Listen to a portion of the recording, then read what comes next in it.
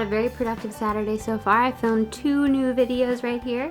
I did finish the wreath. Didn't it come out beautifully? I just love it. And I have some actual hydrangeas. I found these orange roses at the grocery store. They looked a little bit sad, but I loved the color. And then I brought them home. It did come with some flower food, so I put it in the water. Look at how happy and lovely they are. Oh my gosh, whenever I have pretty flowers, I feel like I have to film a video with them in the background. So they're in the background of my Impression de France and Jane Austen in July tags, both of which hopefully are already up on my channel.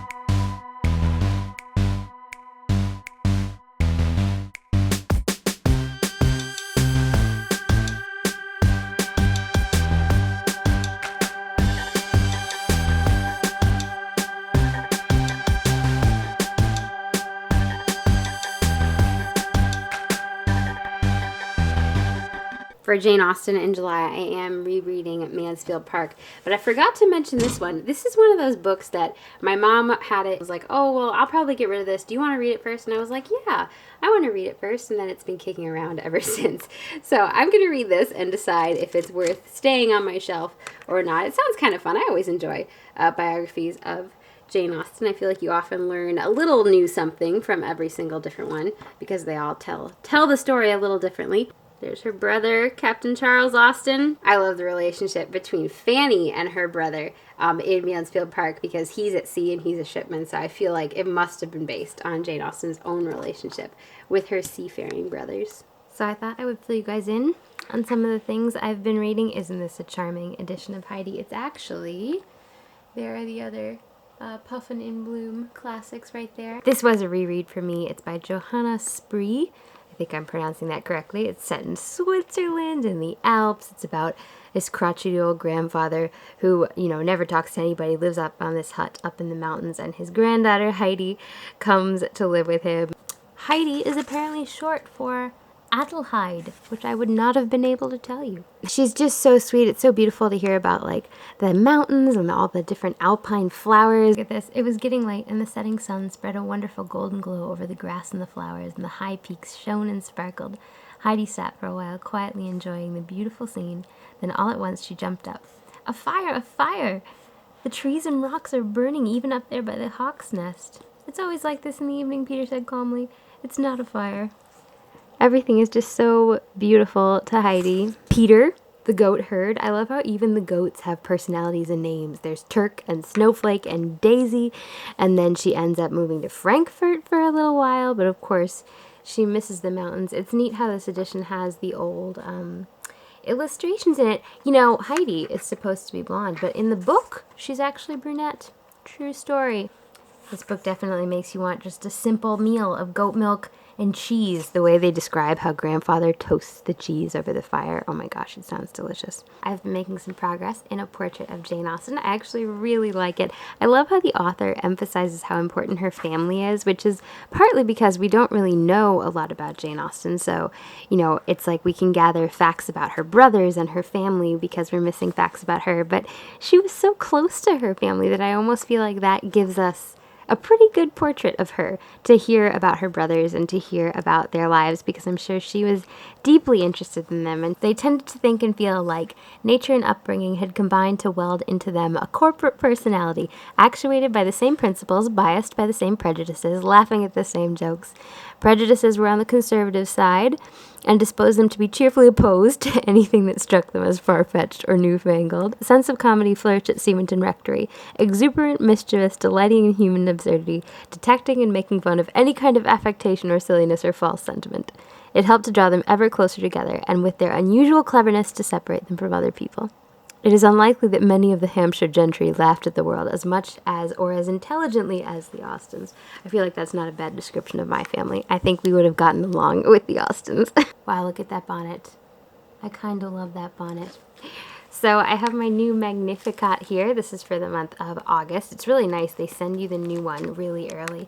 But of course, I'm still in July. And speaking of Jane Austen, there was this quote from Mass, one of the readings at Mass. It was last weekend. Yeah, so they have a prayer for evening, the Mass of the day, and also a prayer for morning, and like a meditation of the day. Here we go. What I'm thinking of was a reading from the book of Deuteronomy. Moses said to the people, "If only you would heed the voice of the Lord your God and keep his commandments and statutes. For this command that I enjoin on you today is not too mysterious and remote for you. It is not up in the sky. No, it is something very near to you, already in your mouths and in your hearts. You have only to carry it out." And that reminds me so much of the Jane Austen quote from Mansfield Park where Fanny says, "We have all a better guide in ourselves if we would attend to it than any other person can be." I love that. It's like, it's very near to you. It's right inside of you what you need to do. I've really been enjoying having my Magnificat, having it in my bag. One of the saints of the day recently was so interesting. There are these saints I've never heard of. They're really fascinating. Saint Pulcheria eventually became the Empress, which is kind of amazing. And she and her husband hosted the Council of Chalcedon. I also have here this, which is new to me. I went to a used bookstore, and it's hard to leave a used bookstore without buying something. Also, isn't this such a fun, interesting design for a cover? James Fenimore Cooper is one of those names that I hear, but I'm like, it's an author I know, but I don't really know much about him or what he wrote or anything like that, so I thought this would be fun. It was $1. How was I supposed to resist? I don't know when I'm going to have time to read it, but anyway. And I have been making some progress in Notes from Underground. Jordan Peterson, who I enjoy, talks a lot about this, and I feel like I kind of read it in Jordan Peterson's voice because a lot of the language or points at least that he's making are very similar to things Peterson says in his lectures. I found a kind of funny note I left in the margin the last time I tried to read this. I think he's talking to the voices in his head. He's definitely talking to the voices in his head, and there are a lot of them. Last month I had orange roses, and now I have purple roses, which kind of match my new books. So I was rereading Dune last month, and I wanted to read the sequels, and I don't actually own copies of the sequels, so I was looking online, and how cool are these covers. So Dune Messiah is the one I'm going to start next because that's the second. And then the third is Children of Dune. Look at that cover too. I think there actually is one more after that, but I figured 3 would be good to start with. Here's the original Dune. This one doesn't have the other edition, which was my brother's that I was borrowing, is the illustrated edition. So this one doesn't have illustrations, but they look so cool. I just love those covers. They're awesome. I think they're coming out with a new film adaptation of Dune soon. I think I heard that, so I'm definitely going to have to be on the lookout for that. But in the meantime, I'm excited to read the sequels. I have been rereading Mansfield Park, which is always so much fun.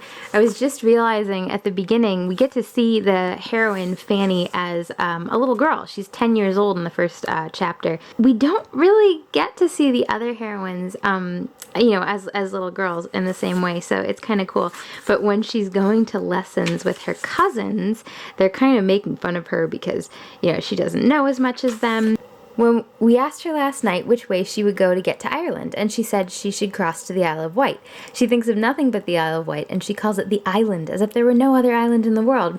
Well, Fanny, we know, comes from Portsmouth, and the Isle of Wight is actually right off the coast from Portsmouth. So it's just this fun little thing that, like, only a Portsmouth little girl would talk about the Isle of Wight, you know, in that way. So it's just such a fun little nod, which I never even noticed or picked up on before. I just did, for Jane Austen July, I did a Jane Austen travel guide, so I was just talking about Portsmouth and that. I wouldn't be surprised if Fanny had been to the Isle of Wight. I've never been there, but I would really like to go someday.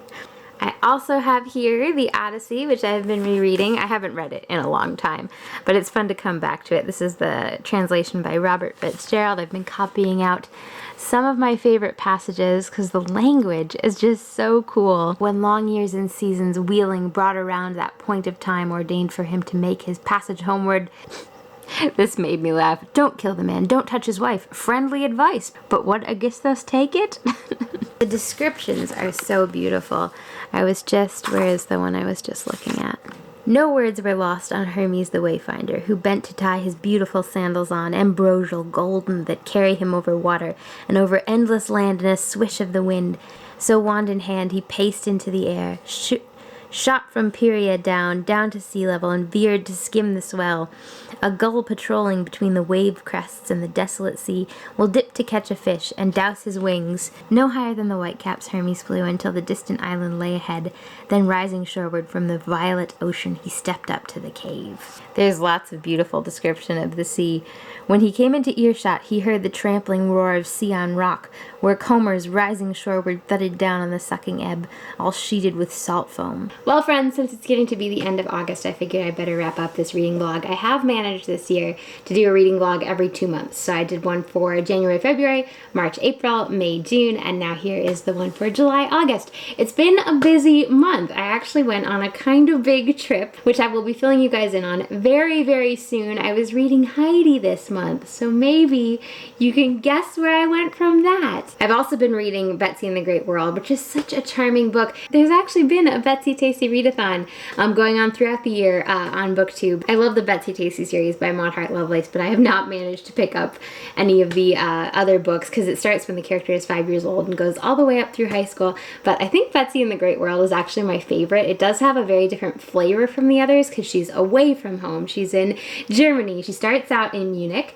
She goes to Venice. Oh my gosh. She goes to London. She goes all over Europe, and it's at the turn of the century in the early 1900s, right before World War I. So it's just so fascinating to hear about her adventures. But if you're used to the other books in the series, I can see how it would be like, wow, this is something different. I always have to read it though before I go abroad. There was one last book I wanted to tell you guys about. Since St. Augustin's feast day was actually just the other day, I have been reading Confessions. It's been really fun to revisit it. This is translated by Gary Wills. It's the Penguin edition.